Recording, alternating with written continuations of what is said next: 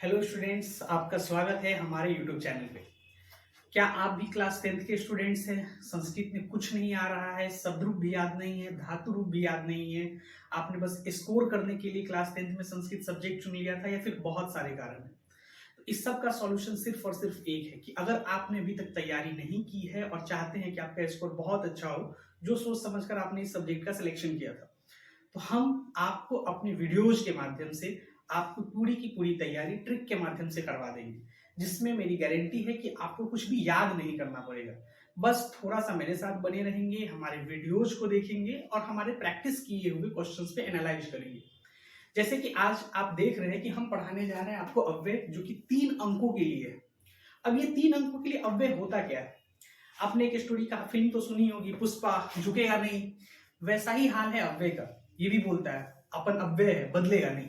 तो अब करना क्या है कि अव्यय उसे बोलते हैं जो कभी बदलता नहीं। अब बहुत सारे अव्यय हैं, लेकिन सीबीएसई ने क्या किया है कि आपको सिलेक्टेड पोर्शन दिया है कि आप इतने अव्यय का तैयारी कर लीजिए, हम इसी में से क्वेश्चन पूछेंगे। क्वेश्चन की प्रैक्टिस के बारे में जान ले तो सबसे पहले है क्या कि 4 क्वेश्चन दिए जाएंगे। उस 4 क्वेश्चन में से 3 क्वेश्चन आपको बनाने होंगे जो आपको सटीक लगेंगे। तो हम लोग उस क्वेश्चन एनालाइज को देखकर ही आगे जो है तरीका या ट्रिक्स का इस्तेमाल करेंगे। अब देखिए, होते बहुत सारे हैं, आपको अर्थ भी नहीं पता है, सब चीज करना है, कैसे बनेगा एक अलग बर्डन है। लेकिन यकीन मानिए, हमारे साथ जुड़े रहिए। लगभग 10 से 15 वीडियोस लेक्चर में कोशिश रहेगी कि आपके 80 नंबर की तैयारी करवा दी जाए, पूरा बुक का भी, ग्रामर पोर्शन का भी, टोटल। जी हाँ, टोटल 80 नंबर 10 से 15 लेक्चर्स में। लेकिन इसके लिए आपको क्या करना पड़ेगा? हमारे चैनल के साथ जुड़ना पड़ेगा, ताकि आपको सभी वीडियो समय से मिल सके और समय से आप अपने बोर्ड की तैयारी कर सके। तो चलिए आते हैं, शुरू करते हैं। सबसे पहले जानिए WH वर्ड। अब देखिए, हम लोग का तरीका थोड़ा सा ऑर्थोडॉक्स है, तो पूरा संस्कृत में तो पढ़ाएंगे नहीं, थोड़ा सा इंग्लिश का भी इस्तेमाल करेंगे। तो यही है हमारे पास क्या, WH वर्ड। अब WH वर्ड क्या होता है? तो सर, WH वर्ड तो वो होता है जो प्रश्नवाचक चिन्ह बना देता है। बिल्कुल सही। करना क्या है कि जब भी ऐसे वर्ड्स दिखे, कुत्र, कदा, कुतः, किमर्थम, ये सारे वर्ड जब भी आपको दिखे तो आप सेंटेंस के अंत में खोजने चले जाइए। क्वेश्चन मार्क बड़ा जरूरी होता है, जिंदगी में भी क्वेश्चन मार्क बहुत जरूरी है। इसी तरह यहाँ पे क्वेश्चन मार्क बहुत जरूरी है। जैसे कि आप देखिए कि इन सारे वर्ड्स जहां भी रहेंगे वही इस्तेमाल होंगे जिन क्वेश्चन के अंत में क्वेश्चन मार्क्स लगा। अब इसका एग्जाम्पल देख लीजिए। एग्जाम्पल क्या है? मोहनः डैश आगच्छति, रोहनः गच्छति। इस दोनों में क्वेश्चन मार्क किस में लगा है? इसमें लगा है। तो सर, सनह और कुतः में WH वर्ड कौन है? तो कुतः है। तो कंफर्म इसमें क्या हो जाएगा? कुतः। और जब एगो में कुतः हो गया तो दूसरा जो बचेगा वही ना इसमें होगा जी। इसमें क्या हो गया? सनह। तो हो गया ना हमारा आसान, बिना इसका अर्थ जाने। हालांकि आप बहुत हद तक कुत्र, कदा, कुतः, किमर्थम इसका अर्थ जानते होंगे, लेकिन फिर भी मैंने आपको एक ट्रिक बस से समझाने की कोशिश की है कि आप कैसे प्रश्नवाचक चिन्ह देखकर WH वर्ड्स को सेलेक्ट कर सकते हैं। आगे आइए, पेयर वर्ड बताइए। पेयर का मतलब तो जानते ही हैं, जोड़ा, है कि नहीं? आजकल बच्चे पढ़ाई पे कम ध्यान देते हैं, पेयर बनाने पे ज्यादा ध्यान देते हैं। पेयर में होता क्या है? एक दूसरे के बिना अधूरे हो जाते हैं। तो वही हाल है कि जो शब्द हैं यत्र तत्र, यथा तथा, यदा तदा, यावत तावत, यदि त्रही, ये सारे वर्ड जो है पेयर, अर्थात एक दूसरे के बिना अधूरे हैं। एक दूसरे के बिना अधूरे हैं। मतलब हम ये समझाना चाह रहे हैं आपको कि ये जब भी प्रयोग होंगे, जब भी हम इसका इस्तेमाल करेंगे, तो यह एक शब्द अगर दिया होगा तो इसका पेयर भी हमारा आंसर होगा। अब देखिए, एग्जाम्पल से समझाते हैं। दो हमारे पास अव्यय दिए हैं, त्रही, यथा। दो हमारे पास क्वेश्चन सॉल्व करते हैं। यहां देखिए, पढ़िएगा, डैश पिता तथा पुत्र। जैसे ही तथा नजर आया आपको समझ में आ गया, सर ये तो पता है हमको कि यथा तथा होता है, तो तथा हो गया, तब इसके जोड़े को यहाँ पे बैठा दीजिए। सिर्फ यही जोड़ा बनाना है, लाइफ में अभी नहीं बनाना है। अब देखिए, यदि है, अगर यदि है तो यदि के साथ कौन सा जोड़ा में रहा था, तो यदि रही, तो यहां पे हम लगा दिए क्या, रही। अब देखिए जिस तरीके से हम लोगों ने दो पार्ट में काम किया, WH वर्ड माने प्रश्नवाचक चिन्ह, पेयर वर्ड मतलब एक दूसरे के बिना अधूरा। इसी तरीके से अब हम लोग थोड़ा सा आगे पढ़ेंगे। तो तीसरा टॉपिक जो है हमारा वो है उच्चय। उच्चय का अर्थ होता है जोर से। याद बिल्कुल नहीं करना है। अब आप सोचिए कि किन चीजों में हम लोग जोर से का प्रयोग कर सकते हैं। तो संस्कृत में क्या है ना कि कुछ चीजें रिपीटेड होती हैं या उन्हीं के बेसिस पे क्वेश्चंस बनते हैं। और ज्यादातर अगर अव्यय को देख लीजिए या बाकी चीजों को, तो हमारे बुक के अंदर का एनालाइजेशन होता है। तो अब हम लोग क्या करते हैं, सबसे पहले देखिए कि उच्चय होता कहाँ है। जोर से क्या होगा, गरजेगा, रोएगा, हल्ला करेगा बच्चा लोग जोर से। क्लास में तुम लोग बहुत हल्ला करते हो जोर जोर से, है कि नहीं। तो अभी है क्या कि ये जो गरजती है ये क्या हो सकता है भाई, मेघ भी गरजता है सर, सिंह बहुत जोर से गरजता है। तो मेघ, सिंह, गरजना, रोना। रोने में देखो बच्चा लोग बहुत खतरनाक होता है, छोटा बच्चा लोग जो होगा, तुम्हारे घर में भी होगा तो तुम देखोगे, तो तब तक जानबूझकर नहीं जोर से रोएगा कि उसको कोई देख ना ले, यानी कि अगर कोई नहीं देखा तो शांत हो जाएगा। इसी तरह से जो रोना होता है या जो गरजना होता है, कोलाहलम होता है, तो ये सब जोर से करने की चीजें हैं। इसीलिए ये जहां भी आपको गर्जने, रोने, गाने, इन चीजों का जिक्र हो, वहां आप लोग क्या करेंगे, उच्चय का प्रयोग कर देंगे। ठीक है ना, ध्यान रखिएगा। कहां कहां, गर्जती में, रोदिती में। कोलाहलम का मतलब होता है हल्ला, रोना, गरजना। सनह पे आइए। सनह का अर्थ होता है धीरे, ठीक उसका उल्टा। अब देखिए, आप देखिएगा तो हमारे आसपास में दो ऐसे जो लोग हैं वो बहुत धीरे धीरे कोई कार्य करते हैं। जैसे छोटा बच्चा जिसको हम लोग शिशु कहते हैं, वो बहुत तेजी से नहीं चल सकता, धीरे धीरे चलना स्टार्ट करता है, क्रॉलिंग करना स्टार्ट करता है। वृद्ध एक उम्र के बाद, बूढ़े लोग जो होते हैं वो धीरे धीरे चलते हैं। कभी कभी आप देखिएगा तो बड़ा मौसम का आनंद लोग लेता है समीर, मतलब समझ रहे हो, शीतल समीर। जब ठंडी ठंडी हवा होती है और धीरे धीरे चल रहे होते हैं लोग, बड़ा लॉन्ग ड्राइव पे निकल जाते हैं, अच्छा सा गाना वाना सेट करके सिंगल सिंगल निकल जाते हैं। पेयर के बारे में तो बताया ही है आपको कि पेयर कैसे बनता है, एक दूसरे के बिना अधूरा रहता है, तो इसे कैसे निकल जाएगा अकेले, पेयर के साथ जाएगा। अब यहाँ पे आ जाइए, बात है कछुआ। कछुआ अर्थात कछुआ। कछुआ धीरे धीरे चलता है। अब आप बोलिएगा कि सर घोड़ा, तो घोड़ा तो धीरे धीरे नहीं चलेगा ना। लेकिन अगर हम बात कर ले कि हाथी, गजब, गजब कैसे चलेगा, धीरे धीरे चलेगा। तो वैसी चीजें जिसको देखने से ही आपको पता चल जाए कि भैया ये तो धीरे चलने वाला आदमी, धीरे चलने वाला जानवर है, उसके साथ क्या प्रयोग करेंगे, सन है। चलिए अब इसको थोड़ा सा और आपको समझाने की कोशिश करते हैं एग्जाम्पल के माध्यम से। दो एग्जाम्पल है हमारे पास, एक है मेघा डैश गर्जती, दूसरा है वृद्धा डैश चलती। तो एक चीज ध्यान रखिएगा कि हम बराबर बोल रहे हैं और अभी भी समझा रहे हैं कि जब आप अव्यय बनाइएगा तो आपको पूरा ज्ञान नहीं है, आपको अगर अनुवाद का ज्ञान नहीं है, आप अर्थ नहीं समझ पा रहे हैं, तो आप क्या करेंगे, हमारा सलाह जो है कि आप मंजूषा को देखकर बनाइए। मंजूषा जो हेल्प बॉक्स है, जो नीचे दिया हुआ रहता है, इसमें नीचे क्या दिया है, चलिए सनह। सनह के बारे में हम बताएंगे। धीरे धीरे क्या होगा, मेघ धीरे से गरजेगा, या वृद्ध है ना, बूढ़ा आदमी जैसे दिखेगा, तो सर कंफर्म यही समय होगा। देखिए ए को हम बना लिए, तो ए को तो मेरा क्लियर हो गया। अब दूसरा में तो सीधा पता चल गया क्या हो जाएगा, उच्च यानी गर्जती। आपके कॉन्सेप्ट को और क्लियर करते हैं कुछ एग्जांपल्स जो हम लोग ने पहले भी पढ़े हैं, अभी उससे रिलेटेड है। अब देखिए हमने क्या बोला कि हम मंजूषा को देखकर बनाएंगे। कैसे बनाएंगे, देखिए पहला क्या है हमारे पास, उच्चय। मैंने क्या पढ़ा है, उच्चय गरजता है, हल्ला करता है, गाता है, रोता है। तो आप खोजिए, इसमें कहीं पे है हल्ला करने वाला, इसमें है, इसमें है, इसमें है, खोजना है। तो आपको दिखाएगा सर ये गाने वाला है यहाँ पे, तो चलिए इसमें क्या आ जाएगा। आपको अर्थ एग्जैक्ट नहीं पता है बट बना रहे हैं और बनेगा, ऐसे ही बनेगा।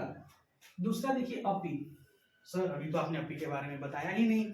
चलो जरूरी थोड़ी कि सारा आ जाए, जो नहीं आएगा उसको कैसे टैकल करते हैं इस वीडियो में दिखाने का यही मकसद है। छोड़िए इसको, आइए तत्र। सर यत्र तत्र पेयर वर्ड है, पेयर। चलिए बहुत पुण्य का काम कर रहे हैं आप लोग, पेयर को मिला दे रहे हैं। यत्र है और यहाँ क्या हो जाएगा, हो गया। कुतः, कुतः, कदा, किमर्थम, क से जितना भी शब्द आता है अमूमन क्या होता है, प्रश्नवाचक के लिए ही तो होता है। तो खोजेंगे ना भाई, WH वर्ड है तो कहाँ है प्रश्नवाचक, यहाँ है, तो यहाँ क्या बन गया। चलिए अब बताइए, 3 वो बन गया है, एक ऑप्शन खाली है, तो अपी कहाँ होगा, यही ना होगा जी। तो हो गया। तो देखिए बार बार हम 2 टॉपिक पढ़ा रहे हैं, फिर एग्जांपल्स दे रहे हैं, मकसद सिर्फ यही है कि आपको समझ में आए, कॉन्सेप्ट क्लियर हो। चलिए अब फिर हम आगे बताने की कोशिश करते हैं। तो चलिए अब आगे का देखते हैं। आगे है स्व। स्व का मतलब होता है आने वाला कल, यानी कि जैसे इंग्लिश में हम लोग टुमारो बोलते हैं, तो आने वाले कल के लिए अगर हम बात करें तो लकार होता है लिट लकार। लिट लकार यानी भविष्य काल के बारे में ये बात की जाती है। अब यहाँ होता क्या है कि क्रिया में कुछ इस तरह के वर्ड्स रहते हैं, जैसे पठिष्यति, हसिष्यति। आप देख रहे हैं इसमें कॉमन क्या नजर आ रहा है, कॉमन है ये स्य। जब क्रिया में स्य आपको दिख जाए तो आप समझ जाइएगा कि यह क्या है, स्व लगेगा। अब क्रिया क्या होता है सर, ये भी नहीं पता है। तो भाई साहब जब नीचे की तरफ आप देखेंगे, जो हम एग्जाम्पल लिए, मोहन डैश विद्यालय गमिष्यति, तो यहाँ पे जो ये गमिष्यति है ना, वही होता है क्रिया। भाषिक कार्य के लिए समझ लीजिए, भाषिक कार्य में भी इसकी जरूरत पड़ेगी। क्रिया वाक्य के सबसे अमूमन यानी सामान्यतः सबसे अंत में रहता है। जो सबसे अंत में दिख जाए ना, वहां आपको खास करके दिख जाए स्य। वैसे भी थोड़ा बहुत तो संस्कृत पढ़े ही होंगे, लिट लकार पता ही होगा, नहीं पता है तो स्य ध्यान कर लीजिए। स्य का मतलब समझिए, जब स्य रहे तो समझ जाएंगे कि यहाँ पे क्या आने वाला है, स्व। तभी जब मंजूषा में दिया हो, अब मान लीजिए मंजूषा में स्व दिया ही नहीं है तो कहां से पढ़िएगा, कोई दूसरा होगा, लेकिन ध्यान रखना है कि स्य का मतलब क्या हो जाता है, स्व। इसी तरीके से 2 वर्ड है, पूरा और हया। इस दोनों को एक साथ लिखने का क्या मतलब, हेया का मतलब होता है बीता हुआ कल, यानी यस्टरडे, लेकिन पूरा का मतलब होता है पहले। तो अभी दोनों शब्दों का अगर आकलन किया जाए तो पता चलेगा कि यह दोनों ही शब्द जो है वह भूतकाल में प्रयोग होता है, यानी कि लंग लकार में। अब लंग लकार, इसका भी स्ट्रक्चर नहीं पता है सर क्या होगा, तो क्रिया में क्या करेंगे, क्रिया में देखेंगे आप पहले तो अपठत,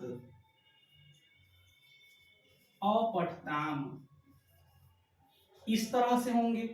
इसमें क्या कॉमन दिख रहा है सर, अ। शुरुआत किस चीज से है, अ से। किसकी शुरुआत, क्रिया। फिर क्रिया होता कहाँ है, वाक्य के अंत में। देखिए शुरुआत हो गई अ से, क्या होगा यहाँ पे, हया।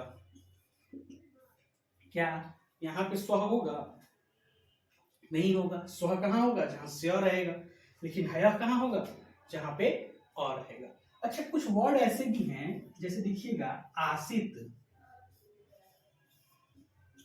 आसन, इसका वर्ड आपको पता होगा, बचपन से पढ़ते भी आए थे, भले ही क्लास में ध्यान नहीं दिए, लेकिन इतना तो पता ही है सर, अस्ति मतलब है, आसित मतलब था, तो था मतलब भूतकाल यानी कि पीछे, अब पीछे में क्या लगेगा, है। ये 2 हो गए। अब देखिए हम लोग वर्तमान काल के बारे में जानते हैं, भविष्य जान ही गए, भूत जान ही गए, वर्तमान जान लेते हैं। वर्तमान में जो है यह 3 चीजें देख लीजिए आप, अधुना, संप्रति, संप्रातम, यह तीनों का मकसद एक ही है कि वह वर्तमान काल में प्रयोग होगा। अर्थ जानने में तो आप लोग को कोई इंटरेस्ट है भी नहीं, सिर्फ क्लिक चाहिए, तो हम ज्यादा बताने भी नहीं जा रहे, बस इतना ध्यान रखिए कि यह है वर्तमान काल। अब वर्तमान काल क्या होता है, ये सबसे आसान है। बचपन से कितना बार आप क्लास में पिटाई खाई हुई अपने संस्कृत वाले शब्द से, धातु रूप सुनाओ, पठती पठता पठंती, कितना बार, बालक शब्द रूप। तो जो पठती पठता पठंती जो उस समय आपका पीछा नहीं छोड़ा था, अभी भी नहीं छोड़े, तो जब आपको इस तरह के लग जाए, पठती, पठता, पठामी, पठसी, जो आप याद किए थे, तीतम, तीसी, थ, आमी, आवो, आम, तो जब ई लगा हुआ नजर आ जाए तो आप समझ लीजिएगा कि क्या है सर, वर्तमान का। या अगर आसित का मतलब था होता है तो अस्ति का मतलब क्या होगा, है, तो यह रह जाए। इस सब कहाँ देखना है, क्रिया में। क्रिया कहाँ होता है, वाक्य के अंत में। चलिए प्रैक्टिस कीजिए, समझिए। अब इस 3 चीज में हम ऑप्शन नहीं दे रहे हैं, बस आपको समझाने की कोशिश कर रहे हैं। इसका क्रिया देखिए, क्रिया का आखिर में स्य है, क्या लगेगा सर? नो डाउट स्व लगेगा। इधर देखिए क्रिया आखिर में क्या है? आसित था, था के लिए भूतकाल।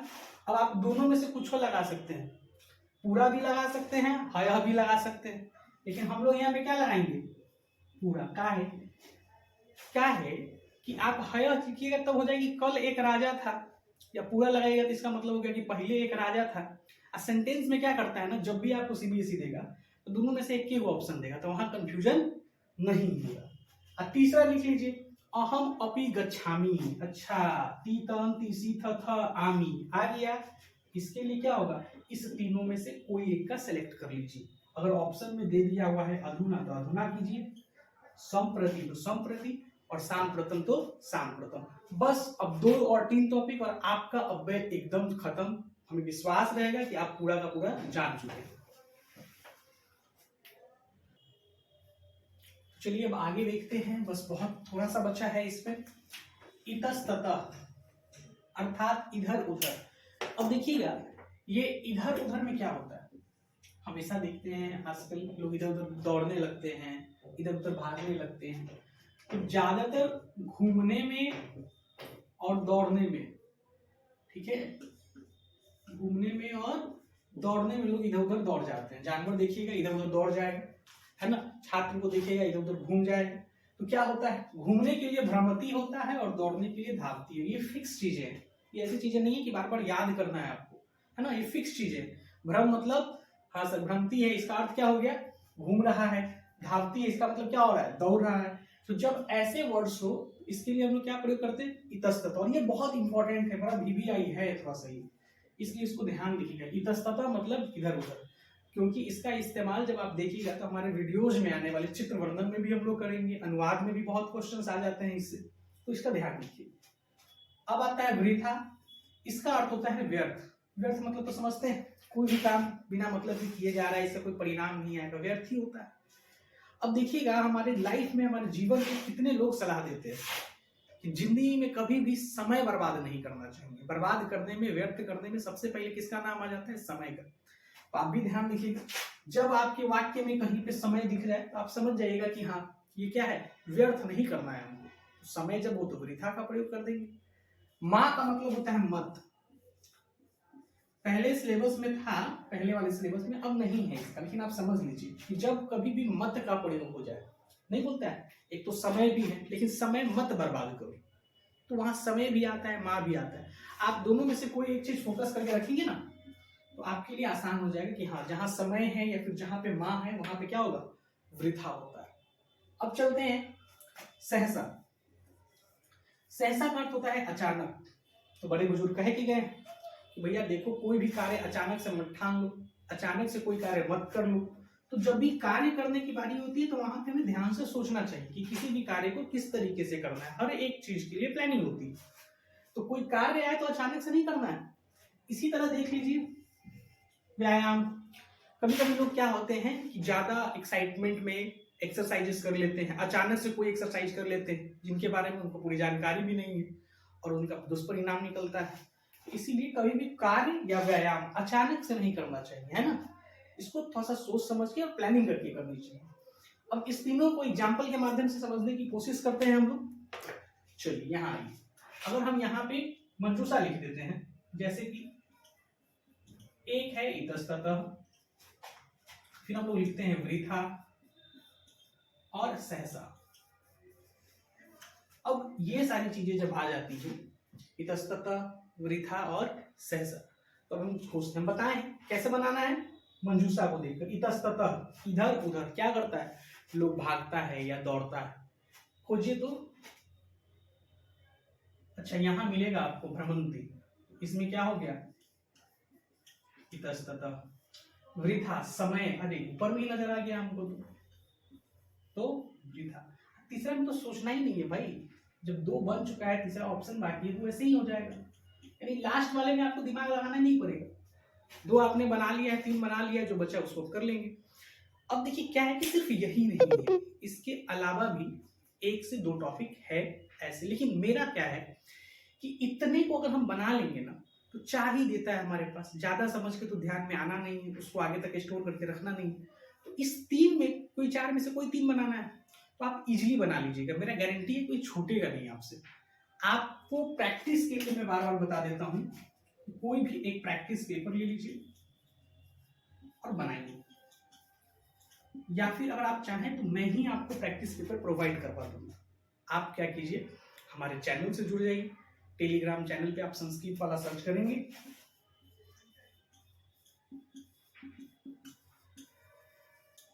उसमें आपको ये मिल जाएगा। जब आप चैनल सर्च कर लेंगे तो वहां पे आपको क्वेश्चंस पेपर एनालाइज मिल जाएंगे, या फिर आप हमारे ग्रुप से जुड़ सकते हैं, या फिर मैं कोशिश करूंगा कि एक और वीडियो बना दूं जिसमें इसका प्रैक्टिस क्वेश्चंस करवा दूं। मेरे हिसाब से वो ज्यादा अच्छा रहेगा, ताकि उसी एक वीडियोज में सारे के सारे जितने भी क्वेश्चंस हो सकेंगे पॉसिबल क्वेश्चन, उनको प्रैक्टिस करवा दिया जाएगा। एक बार अगर आप वो वीडियोस देख लेंगे तो फिर इसकी जरूरत ही नहीं पड़ेगी। जैसा कि अब कुछ बातें आपको बता दूं, हमारे चैनल का नाम संस्कृत वाला, बहुत हद तक आपको पता हो जाएगा कि ये आप चैनल जो है वो पार्टिकुलर किसी चैनल के सिमिलर है, समझ रहे हैं। वो ऐसा इसलिए क्योंकि मैंने बहुत पहले कुछ वीडियोस बनाए भी थे, फिर उन वीडियोस को मैंने रोक दिया, बनाना छोड़ दिया। लेकिन एक शख्स हैं, एक टीचर हैं, जिन्होंने मुझे क्या कर दिया, इंस्पायर कर दिया।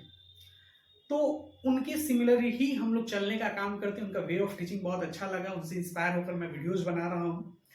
तो थोड़ा सा उनसे सिमिलर है हमारा चैनल का नाम, तो उनके ऑनर में, ठीक है, उन्होंने जो वाइब किया, जो लाइनें दी हैं हम लोगों को, जो उन्होंने मोटिवेशंस दी हैं हम लोगों को, उनके लिए हमारा एक छोटा सा है कि पढ़ लो चाहे कहीं से, ट्रिक मिलेगा यहीं से। तो एक बार हमारे साथ रिपीट करेंगे, पढ़ लो चाहे कहीं से, ट्रिक मिलेगा यहीं से। 3 नंबर आपका कंफर्म हो गया। Thank you.